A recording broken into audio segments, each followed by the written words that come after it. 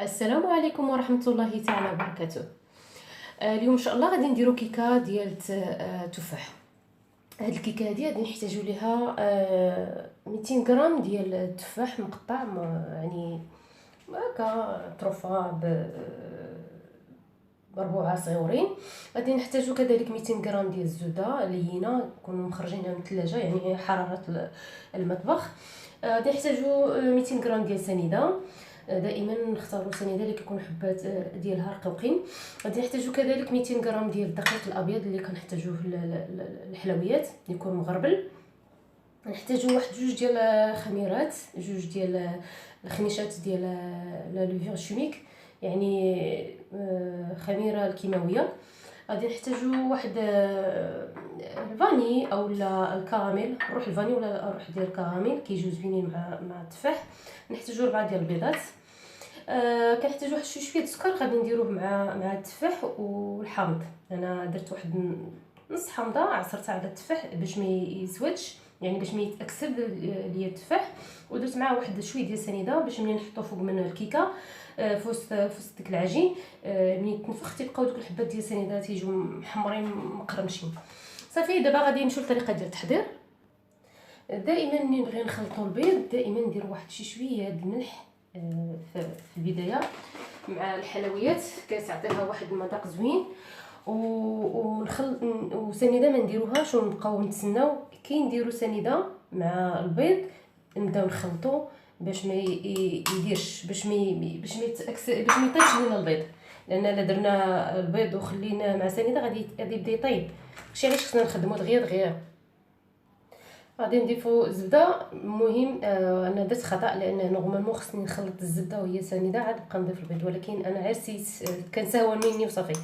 انا عند بالي غادي ندير الزبده وسنيده، ولكن سهو. المهم نتوما ملي تبغيو ديروا الزبده هي الاولى مع سنيده تخلطوا، عاد تبقى تضيفوا البيض، باش لان العمليه ديال الخلط ديالهم كتجي اسهل من اننا نديروا البيض هو الاول عاد نبقى نديروا عليه الزبده، ما كتبغيش تندمج لينا معاه دغيا. نضيفوا دابا الدقيق، يعني نضيفوه مره واحده كما قلت لكم. ما تنساوش ديروا البيض والزبده والسنيده هما الاولين، لان كتكون العمليه ديال الخلط اسهل علينا من اننا نديروا البيض هو الاول عاد نديروا عليه الزبده. فما كيبغي ما كتبغيش تدخل الزبده في وسط من البيض منين كنديروا عليه الثانيه. انا فاش درت الطحين كنت خلطته مع الخميره، خلطت الخميره مع الدقيق عاد باش كبيتهم. دابا غادي ندير واحد شويه ديال الفاني، الا كان عندكم حتى الروح ديال الكراميل ديروه ماشي مشكل، كيجي زوين حتى هو. صافي دابا هادشي اللي بقى. دابا غادي نكمل وغادي نديرو في المول، نكب هاد الخليط في المول ديال الحلوى. صافي دابا غادي نكبو هاد الخليط ديالنا في المول. قد ما كان الحجم ديال المول كبير قد ما كتجي الكيكه رقيقه، قد ما كيكون يعني المول هكا صغير وعليك قد ما كتجي سميكه، يعني كتكون عندها العلو. صافي دابا من بعد غادي نستفوا عليها داك التفاح. دابا غادي نبقاو نستفوا التفاح بحال هكا، يعني على الدوره ديال هذا المول تنستفوا كله، ومن بعد ندردروا عليه مازال واحد شويه ديال سنيده. الا كان عندنا سكر سكر داك البني داك اللي كيجي المذاق ديالو بحال الكراميل، هذاك غادي يكون زوين، هذاك غادي يعطي واحد المذاق زوين. كما قلنا الا كان عندنا السكر كاسوناد نديروه، ما عندناش نديرو على هكا السكر بحال هكا. ملي كطيب الكيكه كيبقى غير دوك الطروفه ديال التفاح باينين من الفوق، وهذا السكر هذا كضربوا ديك السخونيه كيتقرمش كيجي زوين. صافي انا غادي نديروها، غادي نرميها في الفران باش طيب، وغادي نخليوها تقريبا ما نحلوا الفران حتى تتفوت 30 دقيقه كما كنقولوا دائما باش الكيكه ما تهبط ليناش. ما تنساوش تبدا تسخنوا دائما الفران ملي تكونوا تحضروا الكيكه باش يكون واجد. صافي دابا غادي ندخلها الفرن. الكيكه ديالنا صافي هي طابت بعد ما دازت 30 دقيقه. المهم شنا حليت الفرن نشوف واش طابت، زدت ليها واحد 5 دقائق هكاك باش انها تحمر مزيان. صافي هكا كتكون كتنفخ دوك الطرفه ديال التفاح كلهم كيتغطسوا، كيبقى يبان عا شي شويه منهم. كناخذوا واحد شي شويه د القرفه وكنبقاو نديروا بحال هكا فوق منه، لان كتجي القرفه مع التفاح مزيان. كنديروا بحال هكا، واللي بغى يزيد حتى السكر الثقيل فوق من الكيكه يزيدوا، يعني على حسب الحلاوه اللي بغى الواحد. صافي هكا كتكون هاد الكيكه هذه بالتفاح. كنتمنى ان شاء الله انها تعجبكم وتجربوها. انتم كتشوفوا ما فيهاش يعني بزاف ديال المقادير. الكيكه هكا كتكون بعد ما كنقطعوها، يعني كتشوفوا بان لو مورسو ديال التفاح هما فين تيبانوا، هما فين مغطوسين. كتجي يعني حتى في الشكل ديالها يعني ايبونج، كتجي زوينه. ما تردوش انكم تجربوها. اتمنى ان شاء الله انكم تعجبكم. نتلاقاو ان شاء الله فيديو اخر او شي اخرى. ما تنساوش تشتركوا معايا في قناه تعلم الطبخ المغربي بوغرن. خليتكم راحه ومع السلامه. ندير واحد شي شويه ديال الفاني، الا كان عندكم حتى الروح ديال الكراميل ديروه ماشي مشكل، كيجي زوين حتى هو. صافي دابا هادشي اللي بقى. دابا غادي نكمل وغادي نديرو في المول، نكب هاد الخليط في المول ديال الحلوى. صافي دابا غادي نكبو هاد الخليط ديالنا في المول. قد ما كان الحجم ديال المول كبير قد ما كتجي الكيكه رقيقه، قد ما كيكون يعني المول هكا صغير وعالي قد ما كتجي سميكه، يعني كتكون عندها العلو. صافي دابا من بعد غادي نستفوا عليها داك التفاح.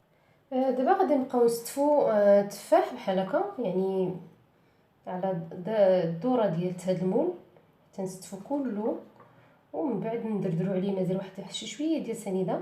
الا كان عندنا سكر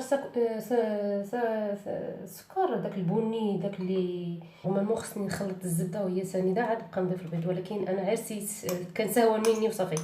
انا عند بالي غادي ندير الزبده وسنيده، ولكن السهو.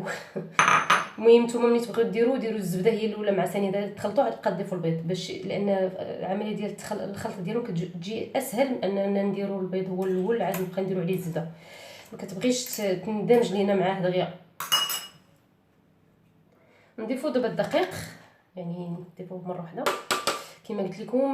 ما تنساوش ديروا البيض والزبده والسنيده هما الاولين، لان كتكون عمليه ديال الخلط اسهل علينا من اننا نديروا البيض هو الاول عاد نديروا عليه الزبده. فما كيبغي ما كتبغيش تدخل الزبده في وسط البيض منين كنديروها هي الثانيه. انا فاش درت الطحين كنت خلطته مع الخميره، خلطت الخميره مع الدقيق عاد باش كبيتهم. دابا غادي نغرس.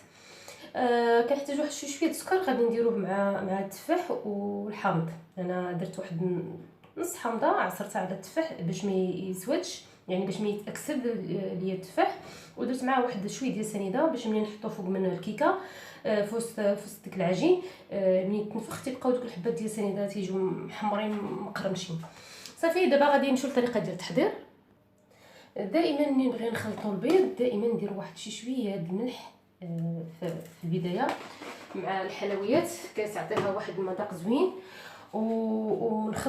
وسنيده ما نديروهاش ونبقاو نتسناو كي نديرو سنيده مع البيض نبداو نخلطو باش ما يديرش باش ما يطيبش لينا البيض، لان الا درنا البيض وخليناه مع سنيده غادي يبدا يطيب. داكشي علاش خصنا نخدمو دغيا. غادي نضيفو الزبده. المهم انا درت خطا لانه كيجي المذاق ديالو بحال الكراميل، هذاك غادي يكون زوين، هذاك غادي يعطي واحد المذاق زوين. كما قلنا الا كان عندنا السكر كاسوناد نديروه، ما عندناش نديرو على هكا السكر بحال هكا. ملي كطيب الكيكه كيبقى على دوك الطروفه ديال التفاح باينين من الفوق، وهذا السكر هذا كضربوا ديك السخونيه كيتقرمش كيجي زوين. صافي انا غادي نديروها غادي نرميها في الفران باش طيب، وغادي نخليوها تقريبا ما نحلوا الفران حتى تدفو 30 دقيقه كما كنقولوا دائما باش الكيكه ما تهبط ليناش. ما تنساوش تبدا تسخنوا دائما الفران ملي تكونوا تحضروا الكيكه باش يكون واجد. صافي دابا غادي ندخلها الفرن. الكيكه ديالنا صافي هي طابت بعد ما دازت 30 دقيقه. المهم شنا حليت الفرن نشوف واش طابت. السلام عليكم ورحمة الله تعالى وبركاته. اليوم ان شاء الله غادي نديرو كيكه ديال تفاح. هاد الكيكه هادي غادي نحتاجو ليها 200 غرام ديال التفاح مقطع، يعني هكا طرفه بربوعه صغيورين. غادي نحتاجو كذلك 200 غرام ديال الزبده لينه نكونوا مخرجينها من الثلاجه، يعني حراره المطبخ. غادي نحتاجو 200 غرام ديال سنيده، دائما نختاروا سنيده اللي كيكون حبات ديالها رقيقين. غادي نحتاجو كذلك 200 غرام ديال الدقيق الابيض اللي كنحتاجوه الحلويات يكون مغربل. نحتاجو واحد جوج ديال خميرات، جوج ديال الخميشات ديال لا لوفير شوميك، يعني خميره الكيماويه. غادي نحتاجو واحد الفاني او الكراميل، روح الفاني ولا روح ديال الكراميل كيجيو زوينين مع التفاح. نحتاجو 4 ديال البيض.